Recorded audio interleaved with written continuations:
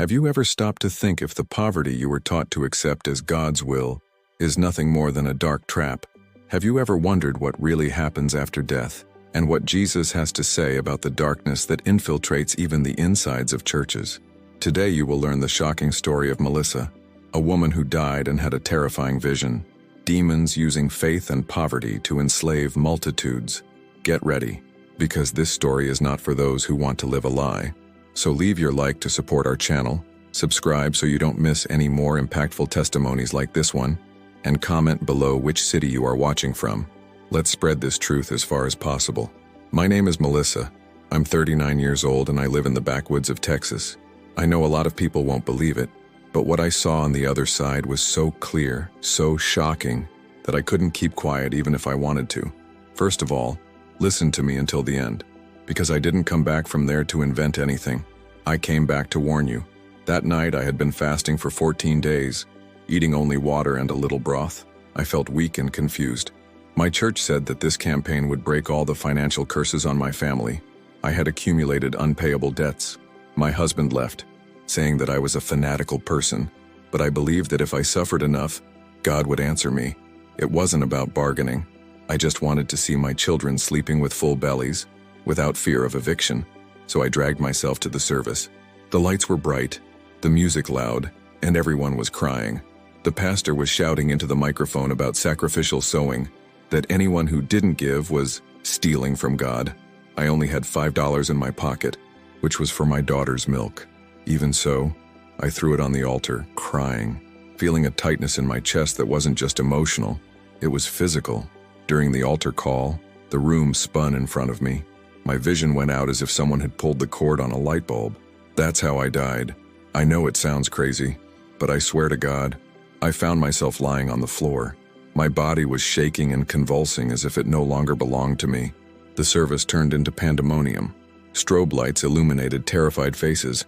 The pastor dropped the microphone, yelling in tongues as he tried to hold me by the shoulders. People were shouting, "The blood of Jesus has power." Some were crying with their hands raised. Others were recording with their cell phones.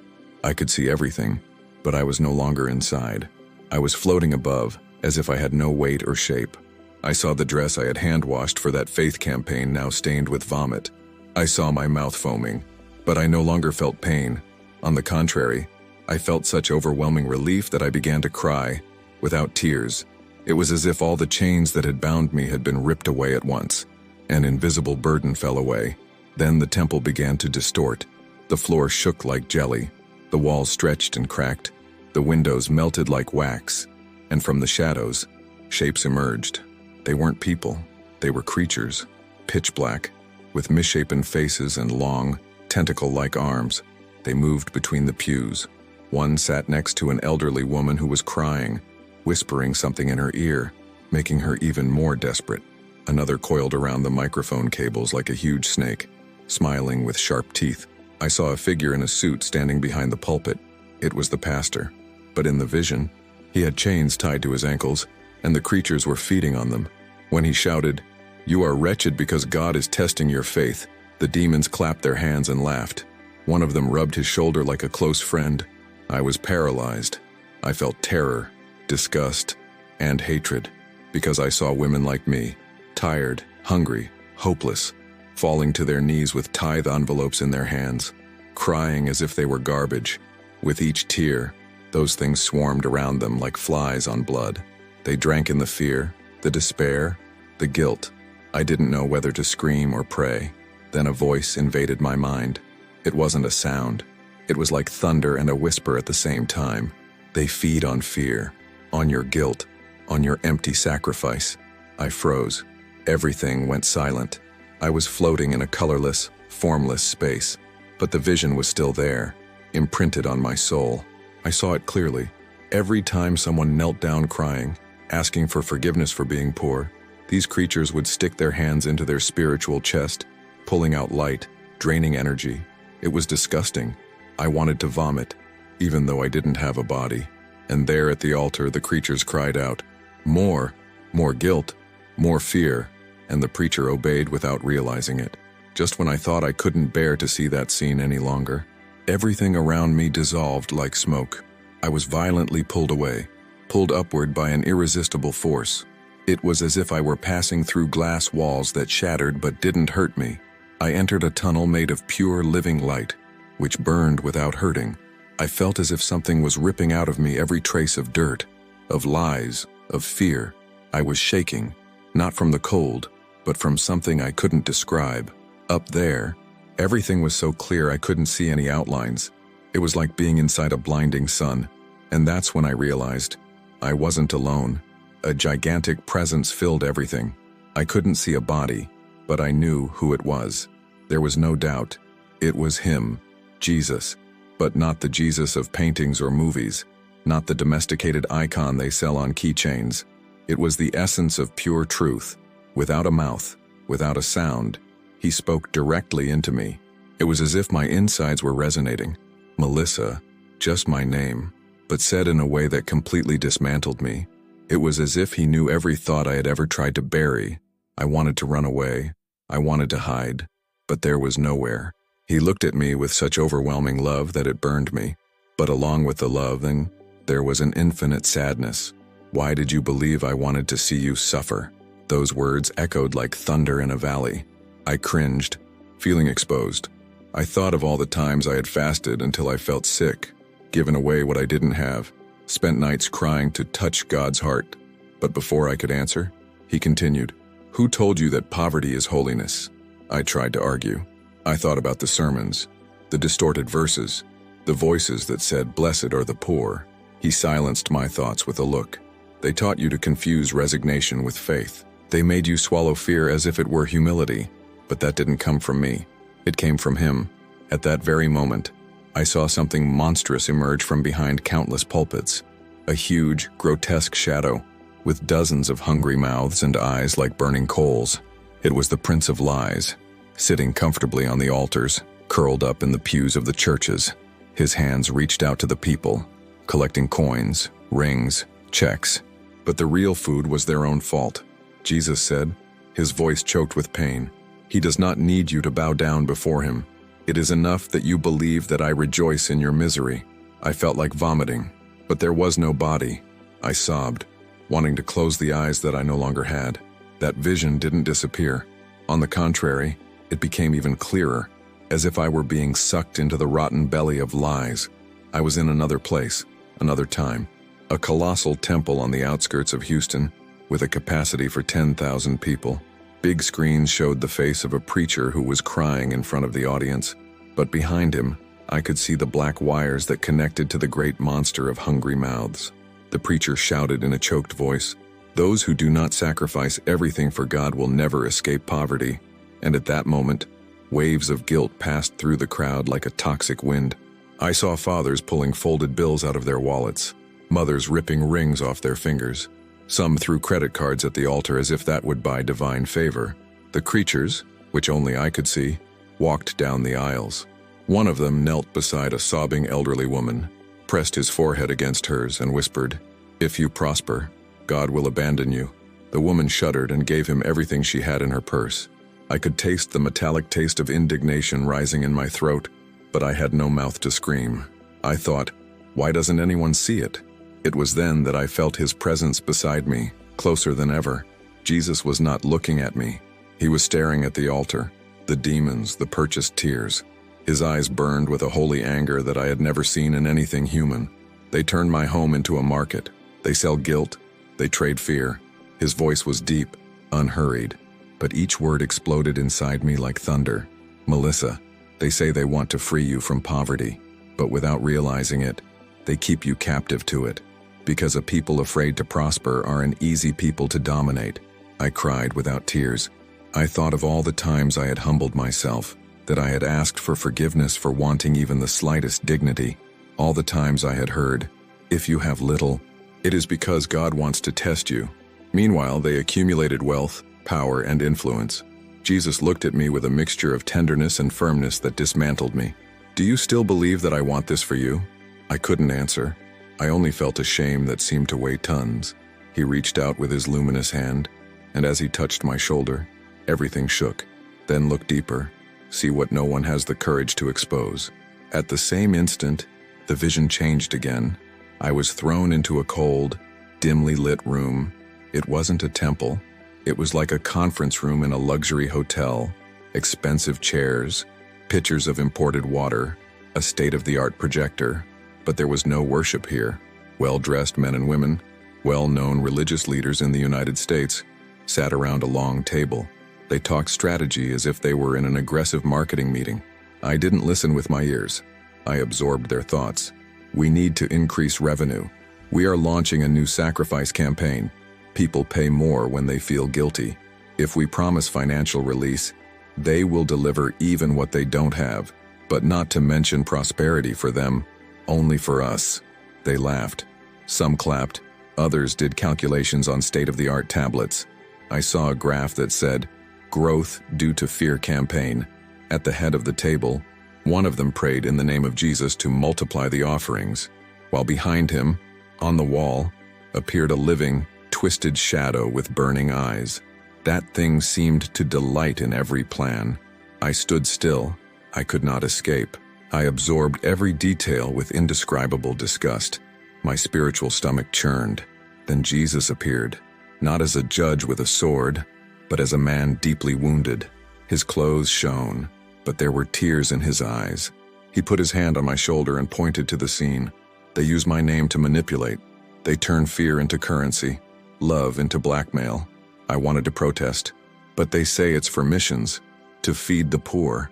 Jesus turned his face toward me. His gaze was so steady that I felt as if everything inside me was splitting in two. They show orphanages on TV, but they sleep in five-star hotels with the widow's money. They campaign for people to fast while they feast at private parties. They use pain as a showcase to get rich. The images changed like flashes. I saw orphanages with torn mattresses and crying children. I saw the same pastors buying millions in real estate in the name of ministries. I saw politicians shaking hands with them in closed meetings. Everything became so clear, so cruel. I fell to my knees, or I felt like I was falling, even though I had no body, and I cried. Jesus spoke with a voice that vibrated in eternity. I came to free, but they prefer to enslave. And for that, they tell you, to be poor is to be holy. To be miserable is to be approved. Because a people that does not dream, does not rebel. In the blink of an eye, I was transported to the altar of a megachurch in the United States. Huge screens broadcast moving images. People crying, kneeling, giving everything. The preacher shouted promises of breaking the financial curse in exchange for bountiful seeds. But I saw something no one else could see. The altar was cracked. Dark vapors rose from the floor, like smoke from burning oil. Reptilian creatures crawled in the corners. Some had grotesquely distorted human faces. Others were pure shadows with burning eyes. They walked among the people, touching their foreheads, whispering in their ears, say that God only acts if they suffer, promise blessing but only if they pay, call it faith but keep them in fear. I trembled as I watched mothers offering wedding rings at the altar, young people handing over laptops and cell phones, men signing checks while crying. But spiritually, each of these gestures fed the creatures. It was as if light came out of them, sucked by those hungry mouths. Then I saw the pastor, in a shiny white suit, holding the microphone. But around him were thick chains attached to demonic hooks. Every time he shouted, "If you don't give everything, you don't love God," the chains tightened, and the creatures screamed with delight. That's when Jesus appeared beside me. He wasn't screaming, he was crying. His tears were like liquid fire. He looked at me and asked, "Melissa, do you think this is what I died for?" The question was a blow. I couldn't answer. I was shaking with shame, with fear. He reached out and showed me other churches. Small, humble churches, without lights or cameras. I saw people kneeling in silence, praying sincerely. There was no black smoke. There were no creatures. There was only a soft light, a deep peace. Jesus spoke firmly, but with such sadness that it broke me into pieces. They say they worship me, but they sell me. They turn my sacrifice into a product. There is nothing more profitable for the darkness than a gospel that teaches my people to be proud of their misery. I felt a holy hatred I had never known. I wanted to scream it to the world, but it was not time yet. Jesus held me tighter. "You need to see everything, Melissa, because many will call you a liar, but you have to tell." The ground shook. The creatures howled. I knew the worst was yet to come. In the blink of an eye, I was thrown into other churches, as if I were walking through spiritual walls. It was a forced tour of the truth. There was no more pretty stage or lively music. I saw what was hidden. In one, the faithful clapped and danced to lively hymns, while demons walked among them like honored guests. One of them laughed and said, "They think emotion is presence." In another, a gigantic line formed for special prayers with fixed prices. I saw the preacher whisper to his assistant, "The price goes up today. We have a line. Behind the counter, piles of stuffed envelopes." In the spiritual world, these piles were covered by black tentacles that sucked the hope out of those who handed them over. I have also seen prayer groups where humility was proclaimed, but people were ashamed of having any ambition. Every time someone said, "I don't want wealth, just the basics," a creature would place their hands on their head as if to mark them. Jesus was by my side in every scene. He didn't say anything at first. He just let me watch. Then I heard his voice, strong and soft at the same time. "They preach a gospel that honors suffering, but not my suffering, theirs. Because the more my people suffer, the more dependent they become on these tainted altars." He pointed to a gold-adorned pulpit where the pastor spoke of renunciation while wearing designer watches. They talk about renunciation, but they don't give up anything. They say prosperity is of the devil, while they live like kings. I wanted to disappear. I saw mothers opening their wallets in fear, fathers blaming themselves for not being able to give more, elderly people donating their pensions. Each tear they shed became food for the darkness. Jesus spoke, this time with a holy anger that sent shivers down my spine. "Melissa, they don't sell my salvation. They sell fear. They sell guilt. They sell lies that keep my people captive." I didn't know what to say. I just wanted it to stop. But he held me tight. "You haven't seen it all yet, and you need to." The walls of the churches opened like curtains, revealing tunnels of darkness that extended to luxurious halls, mansions, and bank accounts. The creatures ran through these tunnels, taking the energy drained from the worshippers straight to these places. And Jesus whispered, "It's a system, and they call it church."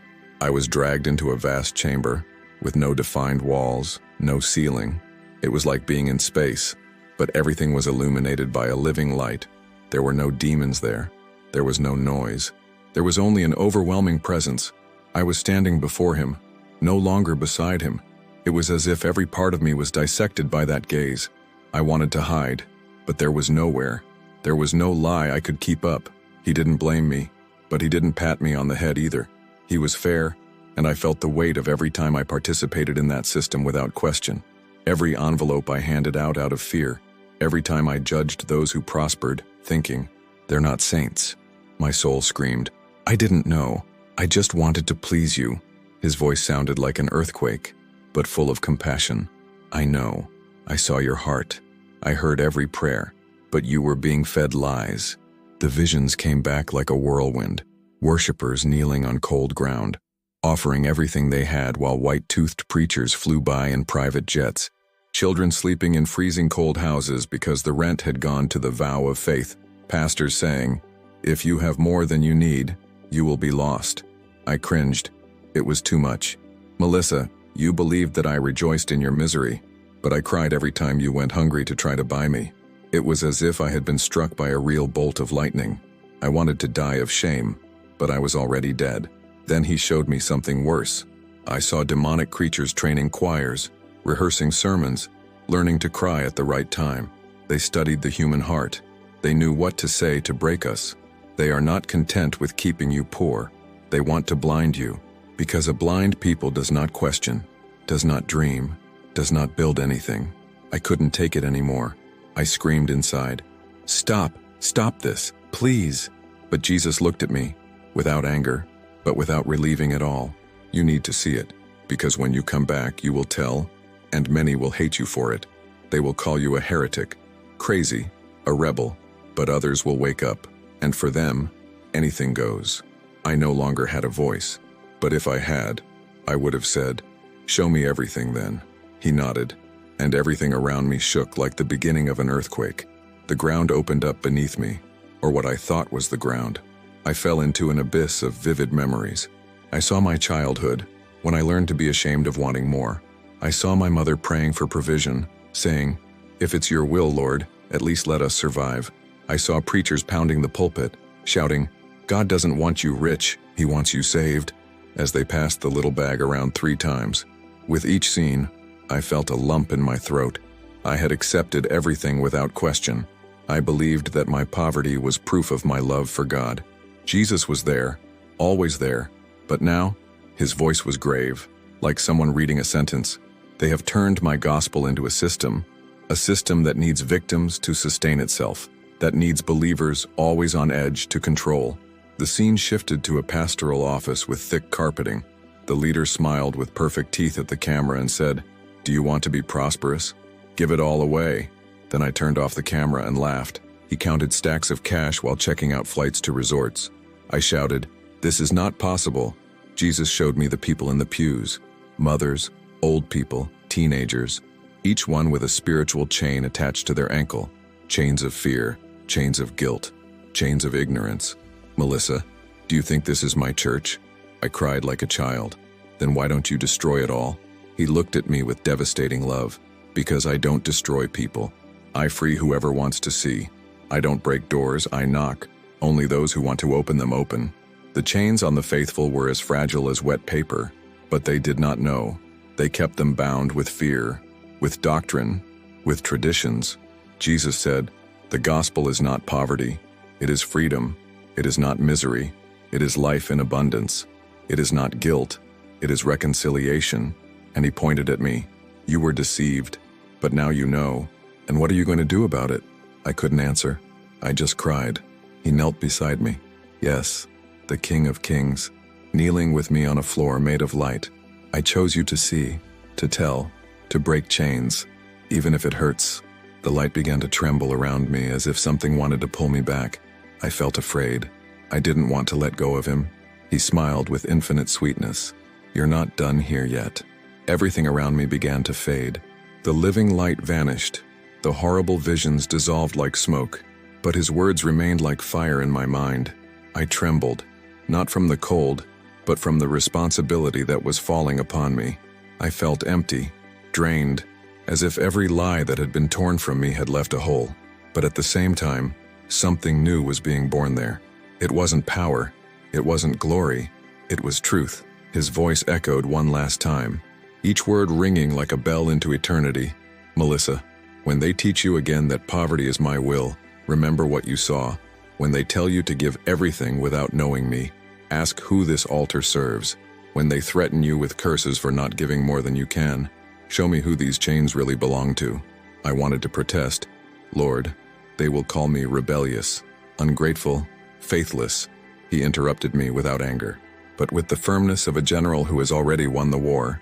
"I did not command you to please men. I commanded you to free mine. To whom much is shown, much will be required." I saw flashes of lives I had never known. Mothers holding on to their rent to give to church. Fathers feeling ashamed of having nothing to offer. Children begging for food while their parents took vows of fasting. And in the midst of these scenes, I saw festive demons, like vultures at a feast. I fell to my knees even without a physical body. I screamed soundlessly, "Help me!" Jesus reached down. He lifted me up with a hug of pure light. Without guilt, without bargaining, without condition. "I am with you." Everything began to shake. I felt a brutal pull, as if I was being sucked away from him. I tried to hold on to his hand, Abrahamon, but there was no hand. There was no sound, only darkness. And then I heard your voice, alone in the void. "Tell what you saw. Don't let them silence you, because every time you speak, a chain breaks."